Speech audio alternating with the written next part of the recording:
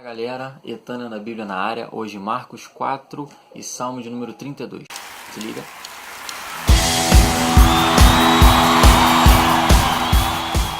Nós vimos em Mateus que Jesus ele falava por parábolas com o povo. E nós vimos nesse capítulo de Marcos que ele vai voltar a falar por parábolas. A primeira é a parábola do semeador. Ele diz que um semeador saiu a semear e caíram algumas sementes na beira da estrada, outras sementes em terreno rochoso, outras sementes no espinho e outras caíram em boa terra.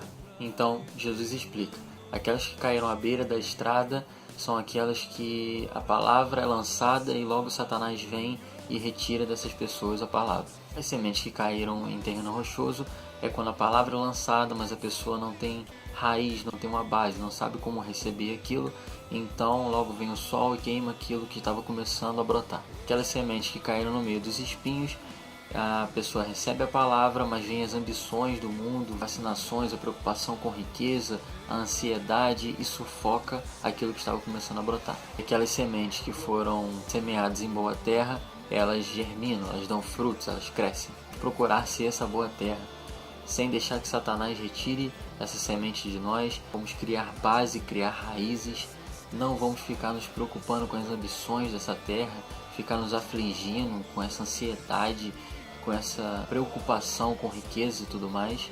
Vamos ser essa boa terra e frutificar, crescer para Jesus. Depois Jesus vem com a parábola da candeia. Ele diz, uma candeia serve para ser colocada debaixo da cama? Lógico que não, serve para ser colocada num local alto para iluminar toda a casa.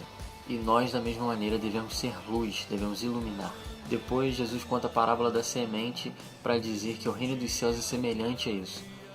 Uma semente plantada, começa a crescer, vai dando seus frutos e no tempo certo o semeador sabe quando é o tempo da ceifa e arranca tudo que brotou. Não é diferente no reino de Deus.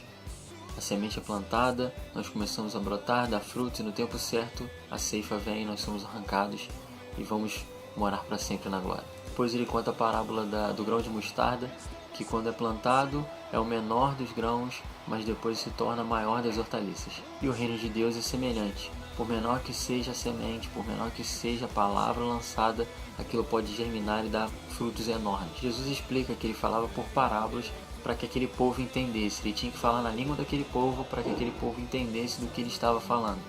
E para os discípulos, separadamente, ele explicava as parábolas. Pois Jesus e os discípulos estavam indo embora dali e Jesus acalma uma tempestade.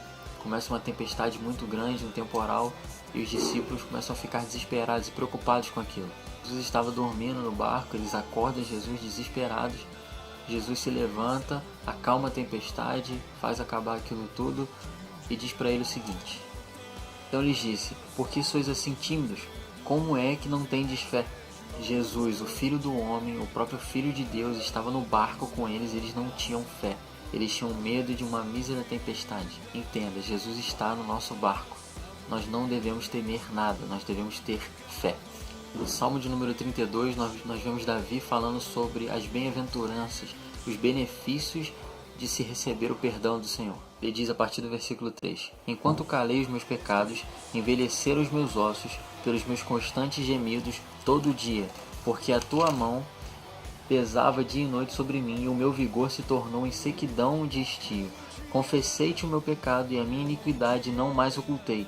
Disse, confessarei ao Senhor as minhas transgressões e tu perdoastes a iniquidade do meu pecado. Primeiro, você não consegue esconder do Senhor o seu pecado, mas Ele precisa que você o confesse. A partir do momento que você confessa os seus pecados, Ele está pronto para te perdoar. Ele só quer que você fale. Pare de esconder, pare de guardar para você. Isso só vai te corroer e acabar com você. Confesse o teu pecado, jogue para o Senhor todas as suas preocupações, confesse e Ele te perdoará com certeza. Nesse salmo, algo muito interessante, nós vemos Davi falando para você largar de ser uma mula. Presta atenção. Versículo de número 9.